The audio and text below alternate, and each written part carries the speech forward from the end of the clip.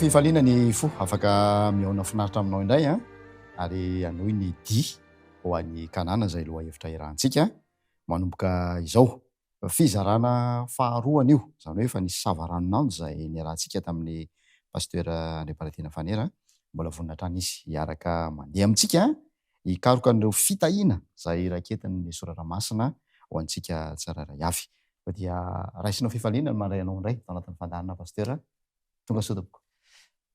Manona ny fiadanantompo ho amintsika rehetra miarapanao anko naminadinao ary fifaliana mandrakariva no iarahantsika mandinika ny ten'Andriamanitra dia ho an'ny kanana tanjonsika zany dia ho tonga any amin'ilay kanana zay zany le tanjonsika dia misy ireo dingana zay holalovana mandritra n'izany di ho an'ny kanana izany ka mba hotanteraka ane izay tanjona izay. Efa dodina ny mpanaraka ny fandarana hoe inavy ireo dingana ndao ary ho atomboka pasteur.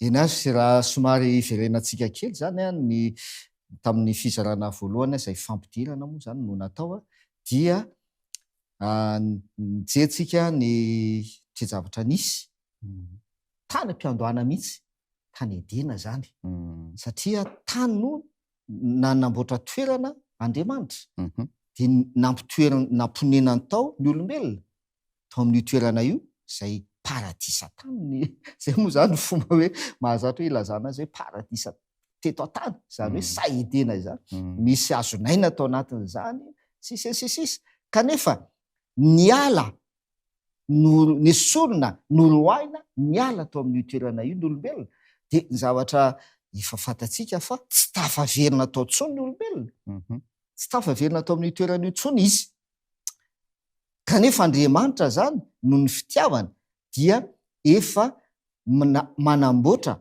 toerana manomana toerana vaovao zay le Apokalipsy 2:20 ary nahita lanitra vaovao sy tany vaovao izy ny ten'Andriamanitra dia nahita koa indro tanàna masina dia Jerusalema vaovao le kanana ny lanitra io Andriamanitra zany dia efa nanomana toerana vaovao indray kanana ny lanitra indray zay hidirantsika olombelona indray dia zay dingana zay zany no ho jerevantsika hoe inona no dingana mandra-pahatonga any amin'izay kanana lanitra izay fa izao ny zavatra miseho dia asehon'ny dingana di izay nataon'ny Abrahama miala tany amin'ny oran'ny Kaldiana tany faritra Mesopotamia ho any amin'ny tany Kanana ary ihany koa ny dingana zay ho jerevantsika dia asehon'ny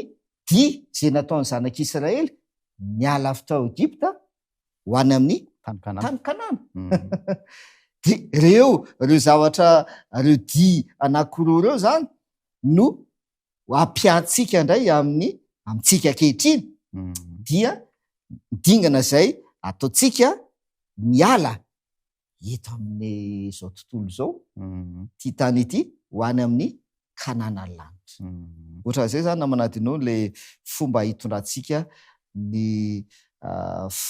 fampianarana sy ny fandinihana n'ilay loha hevitra dia nijerevantsika hoe lay di ho an'ny kanana tsy tao Egipta no nanomboka tany amin'ny Abrahama nanomboka le izy dia lalana ny lalovana fotsiny Egipta lalana ny lalovana fotsiny Egipta fa raha ny tena marina mifandray ireo di anankiroa ireo amin'ny teny frantsay dia hoe en parallèle ozy izy mirazotra zany ireo di anankiroa ireo dian'ny Abrahama niala tany Mesopotamia ho any amin'ny tany Kanana dia mirazotra amin'ny dian'ny zanak'Israely niala tao Egipta ho any amin'ny tany Kanana tena malina izy io ndao dirantsika misimisy ary ny loha hevitra ary ny dingana voalohany eo sady famerenana ny dingana voalohany zay nataon'Andriamanitra ny antso izy antso appel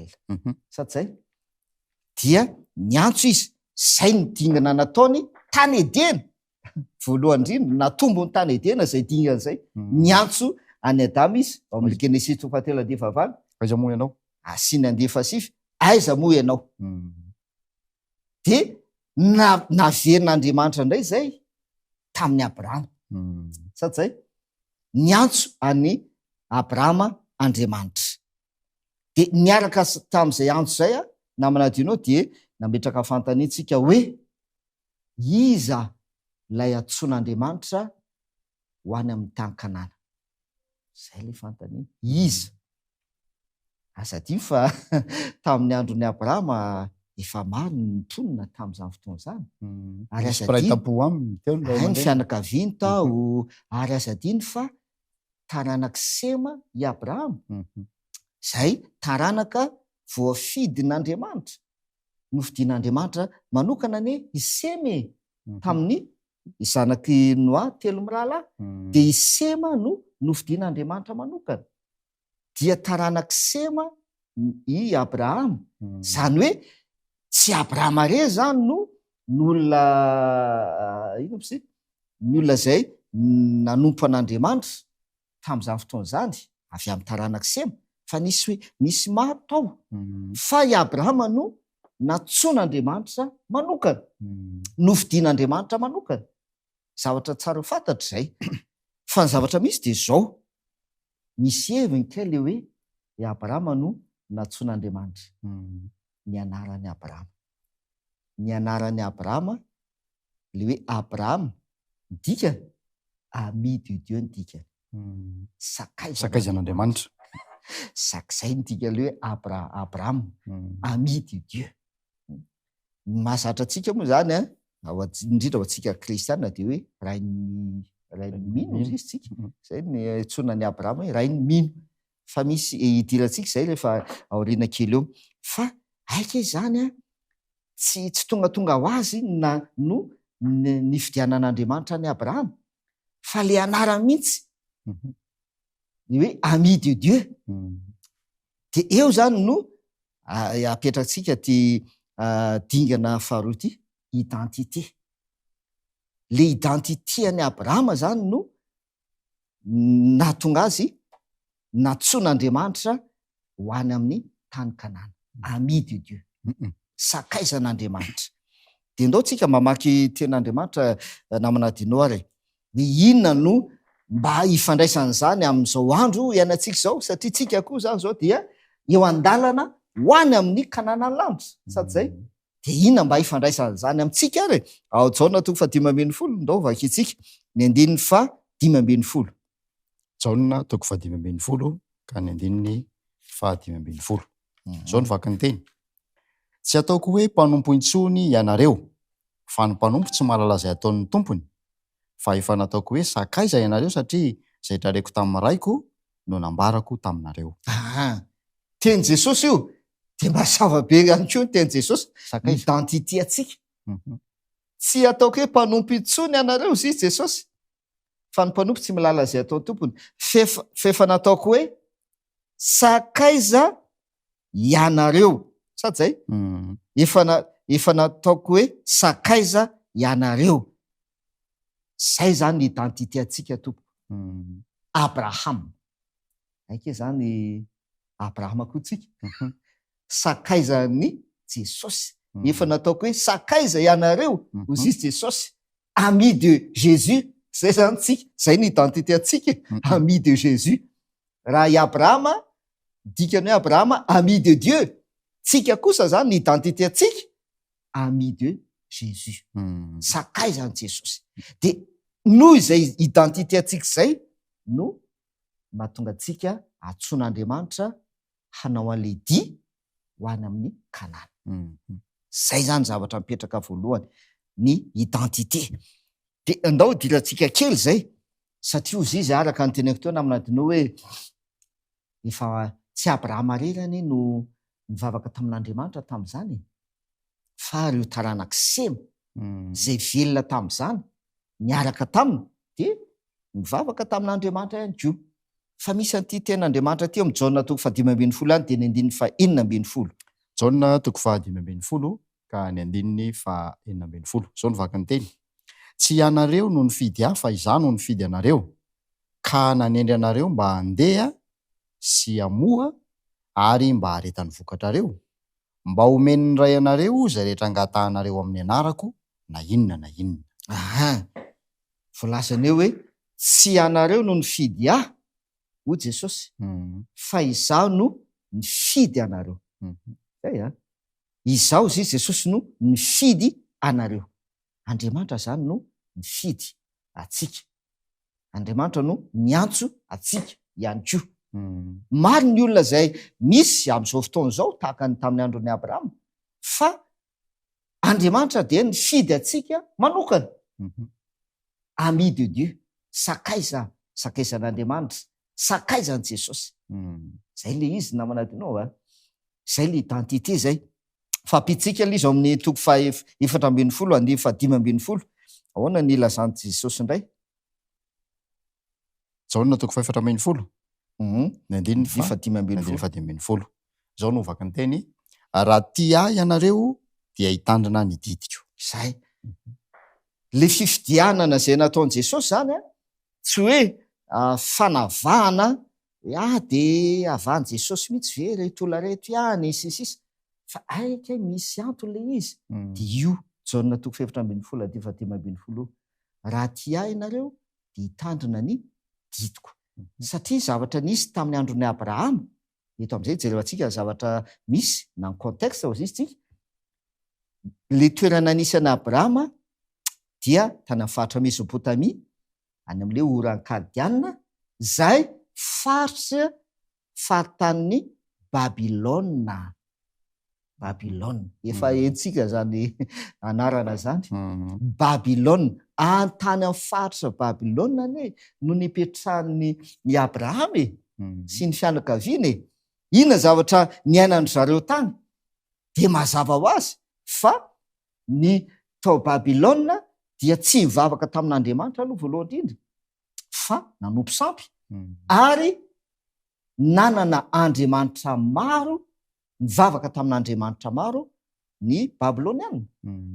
Dia antsoina amin'le fiteny mahazatra hoe polythéiste. Zay zany le zavatra nisy tao Babilôna tamin'izay fotoana izay. Dia zay mahatonga lay Jaona toko 5:4 vakitsika teo hoe raha tia ahy ianareo Jesosy dia hitandrina ny didiko. Ao anatin'izay tontolo izay dia ianareo zay mitandrina ny didiko, izaho izay mifidy ianareo dia sakaizako. Ianareo no antsoina hanao dia ho any amin'ny kanana lanitra.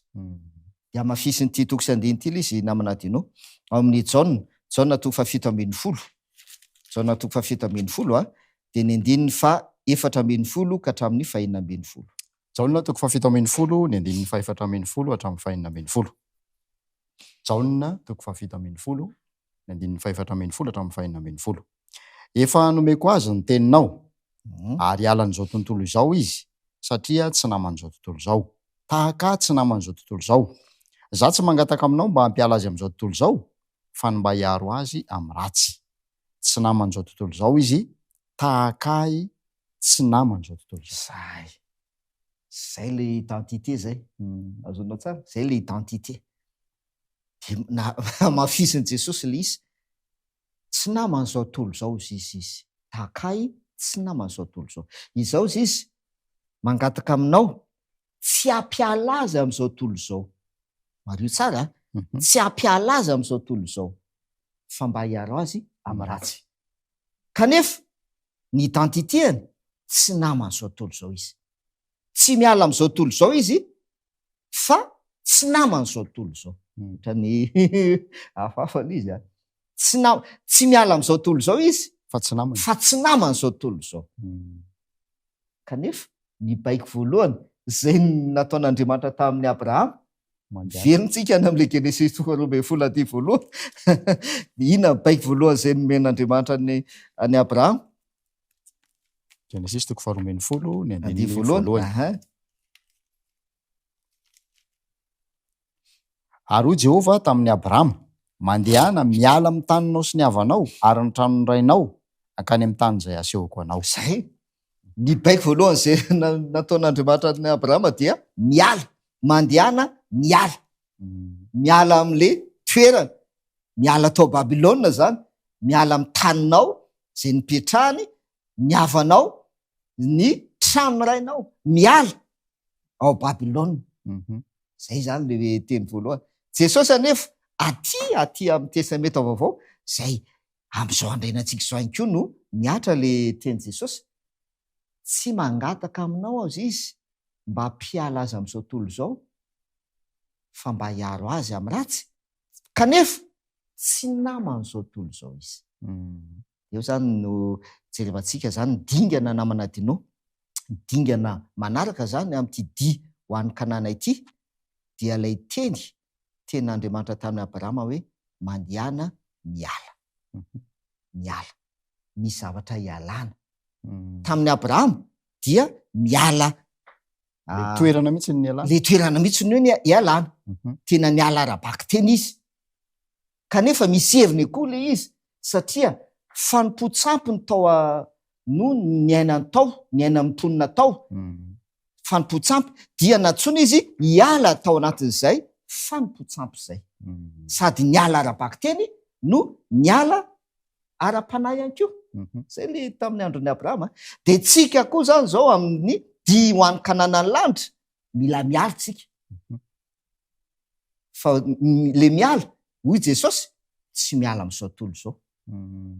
Tsy hoe mifindra-monina. Tsy hoe andeha izay, tsy hoe andeha hoaiza tsika hiala ato amin'izao tontolo izao dia andeha hoaiza, ho any amin'ny volana ve sa tsy haiko. Fa le miala dia le Jesosy any manazava anazy, tsy naman'ny izao tontolo izao. Zay le hoe miala amin'izao tontolo izao, tsy naman'ny izao tontolo izao. Ndao amafisika kely io namana dinoa, amafisika kely. Dia ao amin'ny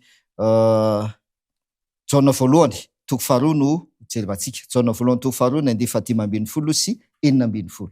Jaona voalohany toko faharoa ny 15:10 sy 4:10 sy ny 4:11. Raha natsoina hiala any amin'ny taniny, any amin'ny oran-kaldiana, Mesopotamia, Babilonia, i Abrahama ho any amin'ny tany Kanana, hiala amin'ny fomba fivavahana tao, hiala tamin'ny fomba fanaon'ny olona tao, hiala tamin'ny zavatra maro samihafa. Zay ny izy. Satria inona ny identitény?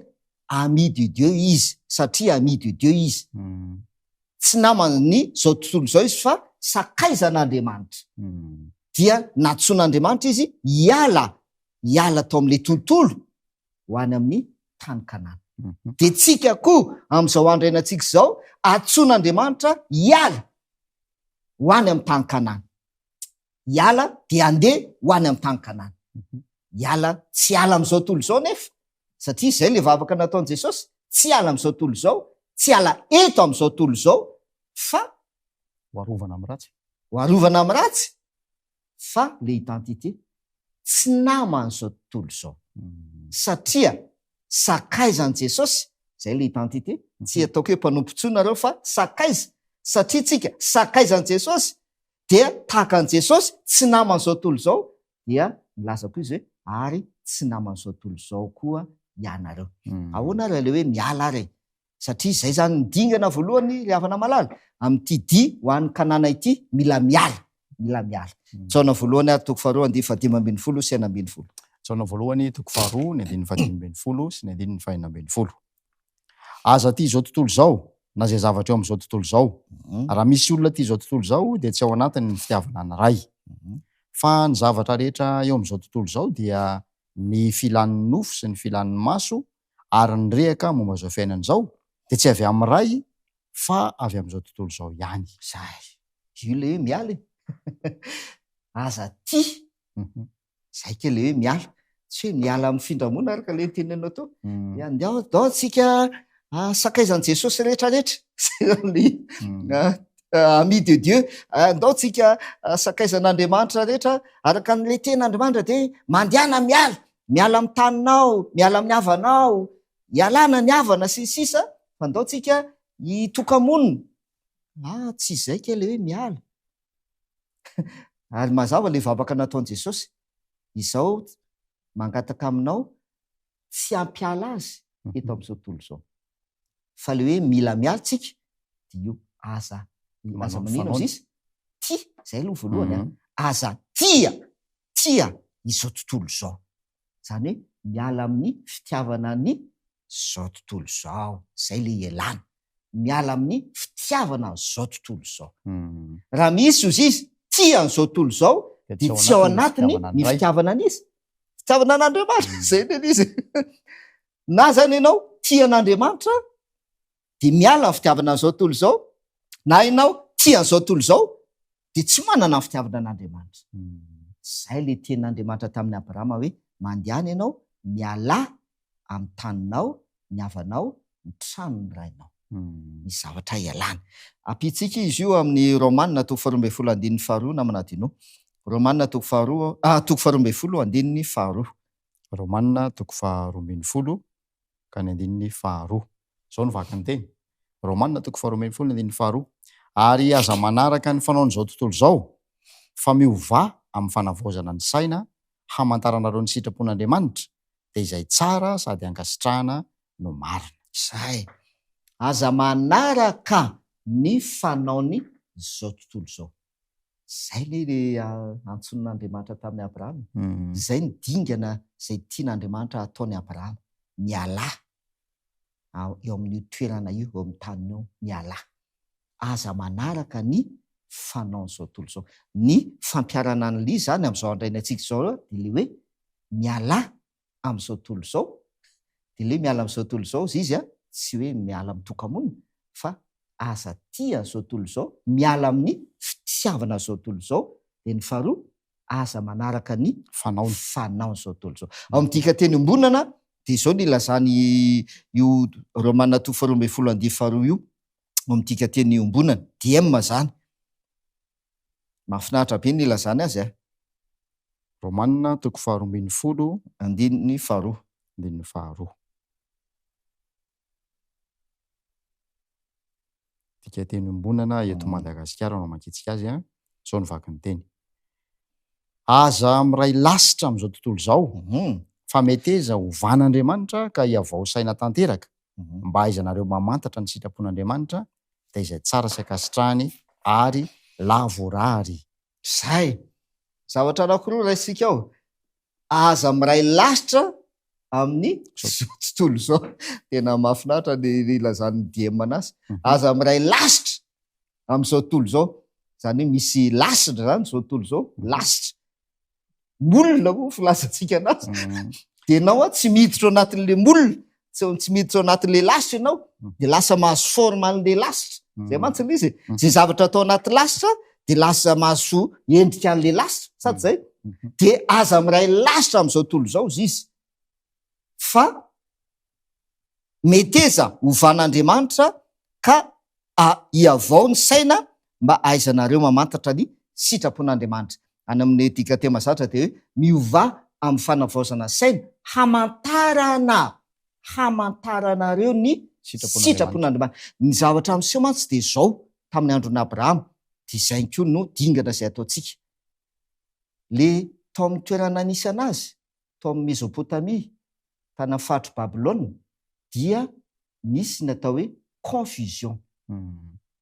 Satria nivavaka tamin'Andriamanitra maro polythéisme, reo mponinareo, dia tsy fantatra intsony hoe iza ny ten'Andriamanitra tena izy, ten'Andriamanitra maro. Zay le confusion. Ary efa nianarantsika izay namanadinao tamin'le fandarana teo aloha hoe rava Babilôna. Zay mihitsy ny nasiony Babilôna. Confusion. Ino mozinany? Fifangaroana. Tafiditra koa zany ny antsoina hoe compromis, na hoe marimaritra iraisana. Dia natsoin'Andriamanitra Abrahama hiala tao anatin'izany tontolo rehetrarehetra izany. Ry havana malala, dia ho an'ny Kanana tsika io. Dingana izay atao zany dia miala. Tahaka nataony Abrahama, mandehana, miala.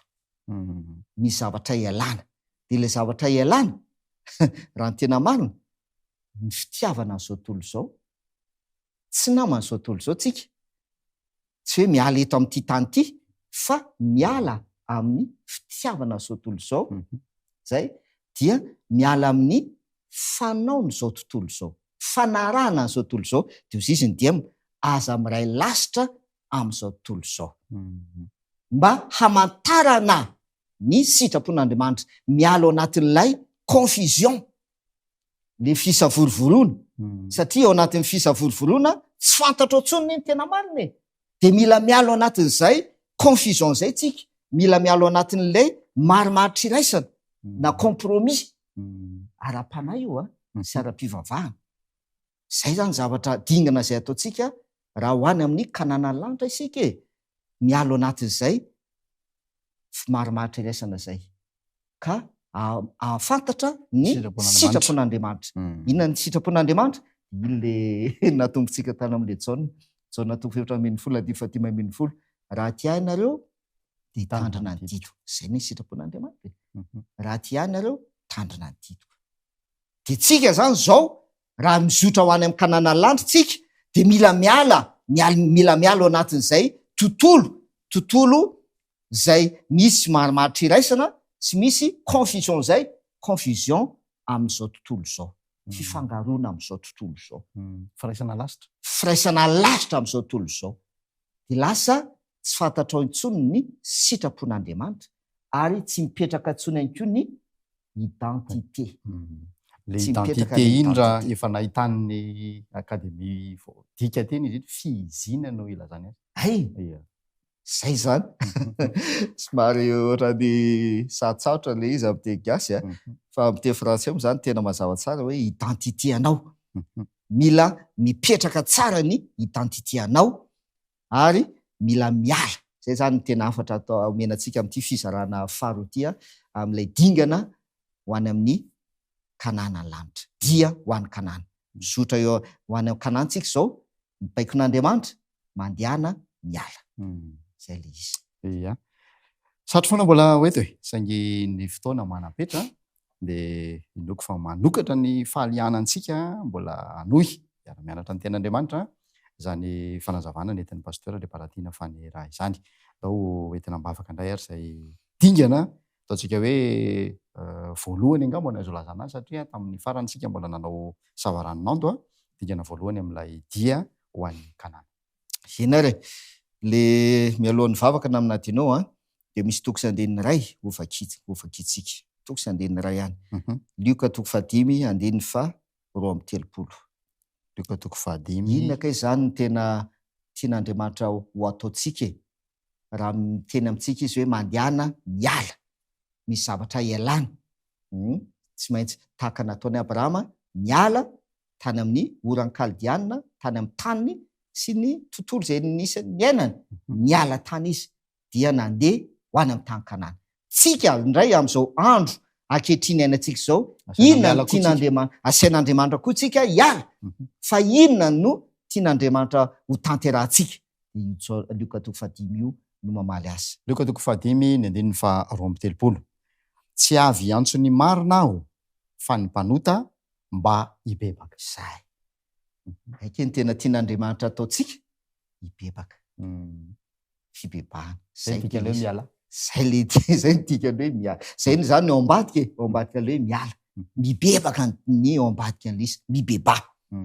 miala amin'io tontolo misy anao io miaino anatina confusion ianao miaino anatina compromis ianao tsy fantatrao ny sitrapon'Andriamanitra ao anatin'izay rehetrarehetra zay mila miala ao ianao mibebaka ny dikany dia mba ho tanteraka amintsika anie zany dingana izany ka mba ho ahafahantsika mizotra ho any amin'ny kanana lanitra ndao hiaraka hivavakantsika raina izay ny an-danitra misaotra anao eny amin'ny teninao fantatray tompo ny identité anay fa izahay dia efa nataonao hoe sakaiza ary satria tianao hiara-monina aminao zahay tahaka anao Jesosy tsy naman'izao tontolo izao kanefa teto amin'izao tontolo izao dia tianao tanteraka ao aminay ihany koa zany ka hiala amin'ny fitiavana n'izao tontolo izao zahay hiala amin'ny firaisana lasitra amin'izao tontolo izao zahay ka ahafantatra ny sitraponao dia ho tanteraka aminay ny dia ho any amin'izany kanana lanitra izany ary ny fibebahana dia iseho eo amin'ny fiainanay ihany koa fialana amin'ny fahotana fialana amin'ny faharatsiana ka hahafahanay mizotra ho any amin'izany kanana lanitra izany. Tahio ny tokantrano tsirairay avy aminaran'i Jesosy. Amen. Dia ankasitrahanay ny faharetanao nanaraka ny fandaharantsika, manome fotoananao manaraka indray ny fandaharantsika izay dia ho an'ny kanana no lohateniny ao anatin'ity andiany manaraka ity. Isaorantsika ny teknisianina izay nanao ny ainy tsy ho zavatra na mifandray antsika. Isaorantsika ihany koa ny pasteur Leparadina Fanera izay mbola vonona miaraka manao india amintsika ho amin'ny manaraka.